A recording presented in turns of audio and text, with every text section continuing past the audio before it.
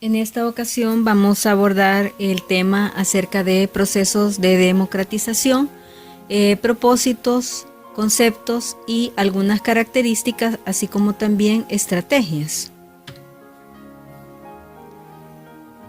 En este tema se abordan dos indicadores de logro, el 2.19 y el 2.20, así como también se toman en cuenta aquellos presaberes o los conocimientos previos, es decir, si ustedes en algún otro momento han escuchado el término democracia, que son procesos democráticos, etcétera, es porque ya tienen una noción acerca de lo que vamos a hablar o alguna idea.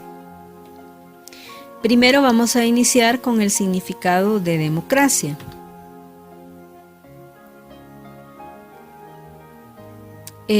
Para ello, pues tenemos que conocer que los inicios de esta ideología se tiene que remontar a Grecia en los siglos 9 y 10 a.C.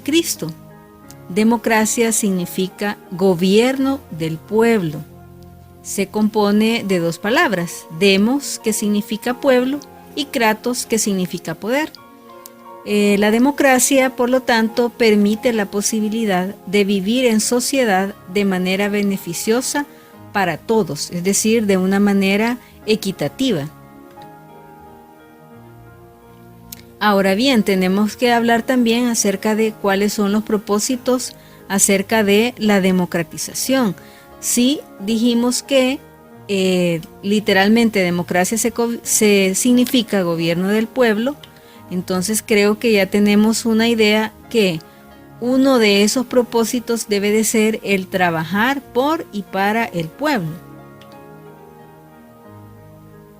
Bueno, comienza también a surgir en los diferentes estados movimientos que propugnan por una verdadera democracia, gobiernos democráticos que propician reformas políticas y sociales que han partido de un fortalecimiento de los sistemas electorales. Cuando hablamos de sistemas electorales es cuando todo ciudadano tiene la oportunidad de elegir a través de un proceso electoral a sus representantes en el gobierno, permitiendo obviamente la participación ciudadana. También podemos mencionar que los principales factores que propiciaron el fin de los gobiernos militares fueron el endeudamiento externo y la capacidad de las dictaduras para resolver esas crisis. Acá me quiero detener porque, según nuestra historia, nuestro país estuvo alrededor de 50 años con un régimen militar, ¿verdad? En el que obviamente era controlado exclusivamente por militares. Y ese poder, ¿verdad? Durante estos 50 años en nuestro país solamente se iba alternando. Es decir, estaba un diferente presidente, pero todos con un cargo militar. Entonces, durante ese tiempo nuestro país estuvo sumergido en una situación bastante de opresión, en el cual obviamente la democracia estaba prácticamente olvidada. Bueno, eso fue como un pequeño paréntesis porque en los posteriores grados ustedes también van a abordar este tema. Y si no, pues también ustedes se pueden adelantar a buscar la información, porque esto sucedió acá en nuestro país y no solamente en nuestro país, ¿verdad? Hemos tenido el ejemplo de otros países donde han existido gobiernos militares muy duros, muy drásticos, y que al final pues no han funcionado, porque la democracia es la que debe de prevalecer. También podemos mencionar que para el proceso democrático son vitales las votaciones libres, claras y transparentes. Cuando una persona, un ciudadano, ejerce el poder emitir el sufragio, ¿verdad? Es decir, en una elección, ya sea de alcaldes, de diputados, de presidente, libre, de manera libre, ¿verdad? Es decir, que a través de la ideología o del escuchar las propuestas de cada candidato, el ciudadano tiene la oportunidad de elegir sin que nadie lo esté presionando. Así como también cuando hablamos de un proceso democrático es que estas elecciones deben de ser claras para la población o la ciudadanía y de manera transparente, es decir, que no exista algo fraudulento, ¿verdad? Pasando a lo siguiente, estamos hablando acerca de las características. Hay varias, ¿verdad? Pero dentro de las que se destacan tenemos, por ejemplo, la voluntad del pueblo. ¿Cómo así? Esta es o se debe de convertir en la autoridad del pueblo, porque todos los representantes políticos llegan a través de una elección popular, ¿verdad? A través de los ciudadanos, y por lo tanto, ellos son el pueblo. Es decir que un candidato, un funcionario público debe de llegar a trabajar por y para el pueblo.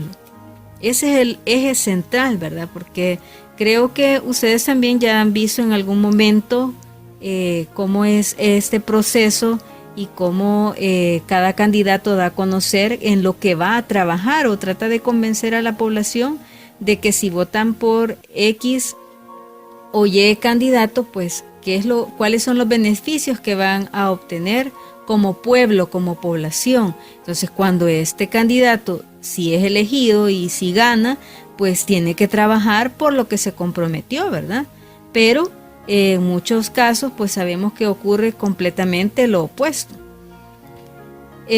También podemos decir que esta voluntad es expresada por medio de elecciones, como lo mencionamos también, o comicios periódicos legítimos mediante el voto libre y secreto. Acá en nuestro país las elecciones de alcaldes se llevan a cabo cada 3 años, ¿verdad? En los cuales pues se pueden reelegir. Por eso vemos que muchos alcaldes se repiten y se repiten o son los mismos, tienen mucho tiempo, pero eso es válido, ¿verdad? Pero llegan o son reelegidos por votación, es decir, porque el pueblo le ha parecido que está trabajando, o por el contrario, ¿verdad?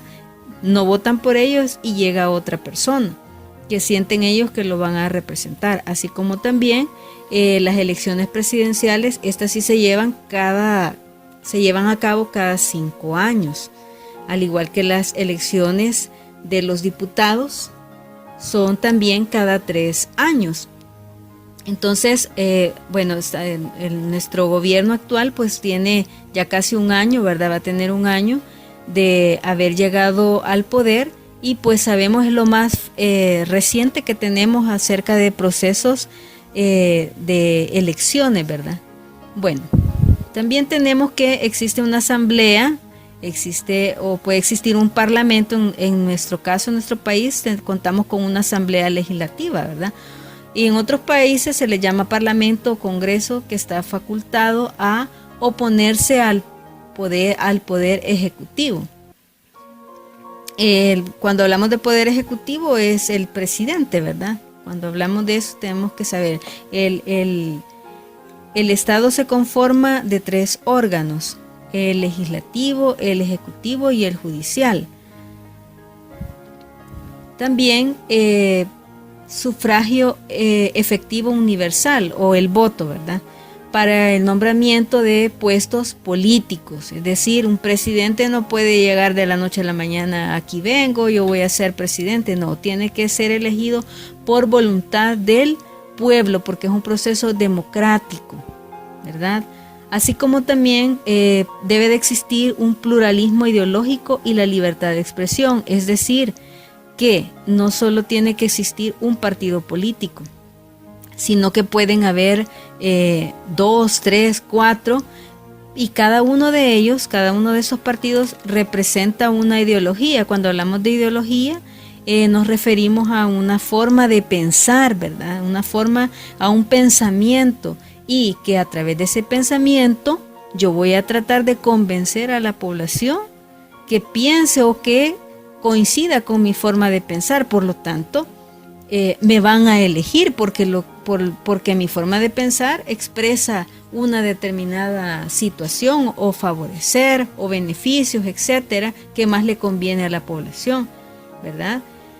Así como también existe el derecho de todas las personas a formar parte del gobierno, es decir, en los consejos municipales hay personas que tienen un cargo o son personas preparadas, digamos, por decirlo así, con una carrera profesional, pero también hay personas que lo conforman y son personas que se dedican a una profesión de oficio, es decir, eso no tiene que excluir, ¿verdad? Porque al participar o cuando alguien va a votar, eso es desde las personas que tienen un estudio superior o hasta la persona que hace las tortillitas o lo que sea, ¿verdad? Entonces de eso se trata la democracia y son parte de sus características.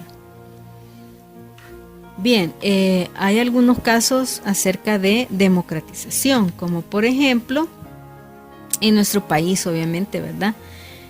Cuando yo les mencionaba anteriormente los 50 años de militarismo, así se llama, ¿verdad? El militarismo en nuestro país, esto desencadenó un evento que marcó, ¿verdad?, la década de los 80 como un largo conflicto interno, ¿verdad?, vivido por la nación.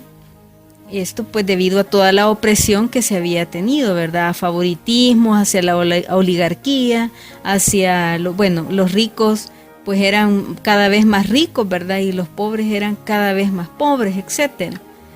Y a mediados de la década de los 80, diversos factores nacionales e internacionales abogaban por una salida pacífica mediante el diálogo.